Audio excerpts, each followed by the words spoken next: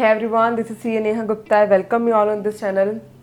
अब से एक दिन में कंपनी रजिस्टर हो जाएगी और वो भी बिना किसी खर्चे के, यानी कि फ्री ऑफ कॉस्ट आप लोग प्राइवेट लिमिटेड कंपनी बना सकते हैं, वो भी एक दिन के अंदर. ऐसा ही कुछ कहा था हमारी सरकार ने कुछ साल पहले.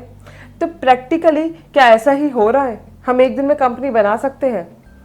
जो लोग प्रैक्टिकली बना रहे हैं शायद उन्हें पता होगा कि एक दिन में कंपनी नहीं बनती है. बहुत सारी चीज़ें होती है जो फॉलो करने पड़ते हैं, बहुत सारे फॉर्म्स होते हैं जो फाइल करने पड़ते हैं, बहुत सारी चीज़ों का ध्यान रखना पड़ता है. तो एक दिन में तो कंपनी बन ही नहीं रही. तो डिपार्टमेंट ने जब ये बात बोली या फिर गवर्नमेंट ने जब ये बात बोली थी कि अब से एक दिन में कंपनी बन जाया करेगी, तो मुझे लगा था कि इंडिया बहुत बड़ा चेंज देखने वाली है. एंटरप्रेन्योर स्टार्टअप्स इनको बहुत सपोर्ट मिलने वाले हैं, क्योंकि जहाँ पर मोटिवेशन की बात आती है ना, तो जब बिजनेस कोई करने लगता है तो अगर उसको 15, 20, 25 दिन इसी चीज़ में ख़राब करने पड़ेंगे, कंपनी को बनाने में, डॉक्यूमेंटेशन कंप्लीट करने में, तो कहीं ना कहीं उसका मोटिवेशन डाउन हो जाता है. अब आप लोग बोलेंगे नेहा ऐसा तो बिल्कुल भी नहीं है. जो बिजनेस करने वाला है उसको लाइफ टाइम के लिए मोटिवेशन चाहिए जब तक वो काम कर रहा है. बट मैं एक चीज़ और क्लियर कर दूँ यहाँ पे कि जो बिजनेस कर रहा है ना, जब आप कोई भी काम कर रहे हो वो काम होता चला जा रहा है, तो वो एक सबसे बड़ा मोटिवेशन होता है जिसका कोई बेंचमार्क नहीं होता. और जब काम अटकने लगते हैं, प्रॉब्लम्स आने लगती है, तो कहीं ना कहीं आप भी थोड़ा डीमोटिवेट होने स्टार्ट हो जाते हैं.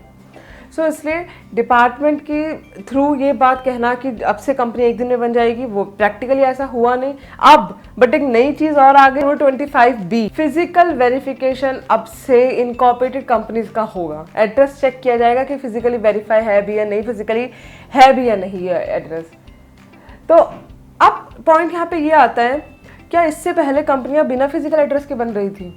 उसको कोई चेक ही नहीं कर रहा था. एक प्राइवेट लिमिटेड कंपनी, इतनी बड़ी कंपनी ऐसे ही बन रही थी, इतना करोड़ों का बिजनेस कंपनीज कर रही है बिना ऑफिस एड्रेस के वेरिफिकेशन के. कैसे हो रहा था पहले? जो लोग प्रैक्टिकली इस रूल को समझते हैं ना, उनको ये बात पता होगी. जो प्रैक्टिकली सेक्शंस को समझ रहे हैं एमसीए में, उनको पता होगा कि इससे पहले भी प्रोविजंस थे फिजिकल वेरिफिकेशंस के. तो अब इसमें नया क्या हुआ है? फिर वही तो पहले था, वही अब है, तो नया क्या है? आज इस वीडियो के थ्रू हम लोग यही समझेंगे. तो चलिए without wasting much more time, let's start.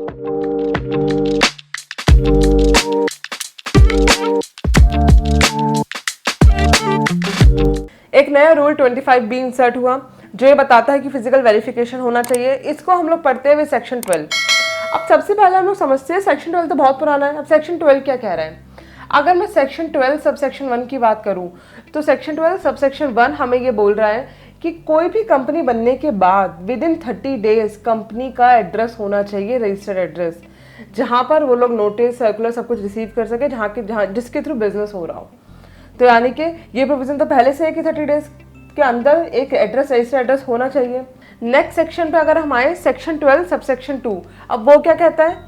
एक आपको याद होगा एक बहुत बड़ा एक चेंज आया था जब सब लोगों से, सारे कंपनी के डायरेक्टर से बोला गया था कि फोटो क्लिक करके भेजो आप लोग अपनी. सबके सीईओ ने मैसेज किया था अपने क्लाइंट्स को कि आप ऑफिस में काम कर रहे हैं, फोटो भेजो, आप कंपनी के बोर्ड की फोटो भेजो. तो वही तो था ये रूल कि 30 डेज के अंदर आपकी कंपनी का INC 22A फाइल करना है, और जो कि ये बताता है कि कंपनी का फिजिकल एड्रेस वेरीफाई कर दिया है सीए ने. तो ये भी पहले से था. नेक्स्ट सेक्शन 12 सबसेक्शन 9, अब वो क्या कहता है कि अगर ऑफिसर को ये लगता है कि कंपनी का फिजिकल एड्रेस सही नहीं है, तो कंपनी के नाम को वो रजिस्टर ऑफ कंपनीज में से हटाने की भी ऑर्डर पास कर सकता है. यानी कि वो सारे एक्शन ले सकता है जिसके थ्रू कंपनी स्ट्राइक ऑफ एक तरीके से हो सकती है, और उसका नाम डिलीट हो सकता है आरओसी से. तो अब इसमें नया क्या हुआ? फिजिकल वेरिफिकेशन के कंसेप्ट क्या कह रहे हैं, एक बार वो भी समझते हैं हम लोग. 25B को बहुत ध्यान से सुनना क्योंकि नया आया है.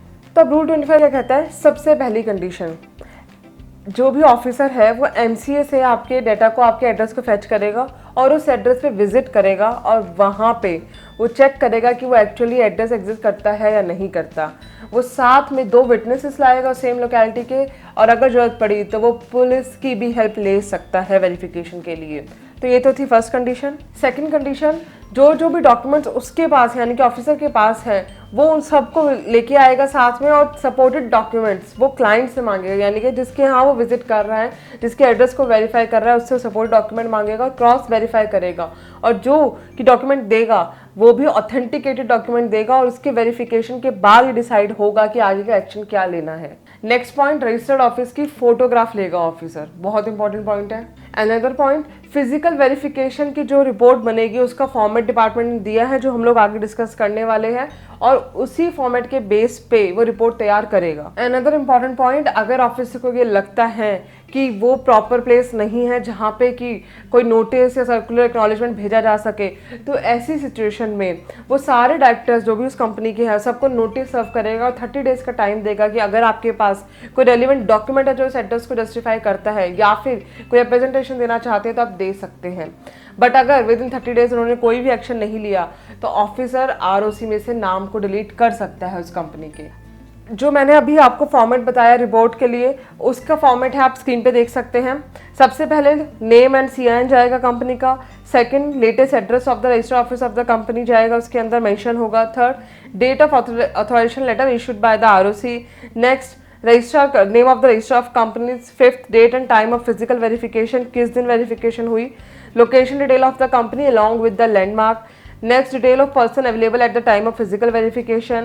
Along with these details, ROC has to attach the following documents with the report, and that is copy of agreement, /ownership, /rent agreement, /no objection certificate of the registered office of the company from owner, tenant or lessor, and the photograph of the registered office and self-attested ID card of the person available. So अगर अब नक्शल में मैं बात करूँ तो ये rule नए नहीं है, पहले से था, बट अब क्या हुआ है, क्लैरिटी दे दी गई है कि एग्जैक्टली करना क्या है। अब हो सकता है कि फिजिकल वेरिफिकेशन एक्चुअली जल्द ही स्टार्ट भी हो जाए, सारी कंपनीज में धीरे धीरे कंपलसरी हो जाए कि सर्टिफिकेट यानी कि रजिस्ट्रेशन सर्टिफिकेट आपको जब ही मिलेगा जब फिजिकल वेरिफिकेशन हो जाएगी। अभी तक ऐसा नहीं है, बट स्टिल जल्दी ये भी हो सकता है। तो इसलिए जब भी आप एड्रेस चूज़ करें बहुत ध्यान से चूज़ करें, जहाँ पे आप सारे डॉक्यूमेंट, सारे नोटिस रिसीव कर सके, ऐसे ही एड्रेस को चूज़ करें। आई होप आपको वीडियो क्लियर हो गई होगी। स्टिल अगर आपकी क्वेरी तो आप मुझे कमेंट सेक्शन में पूछ सकते हैं। I would love to help you. मिलते हैं नेक्स्ट वीडियो में। Till then bye bye.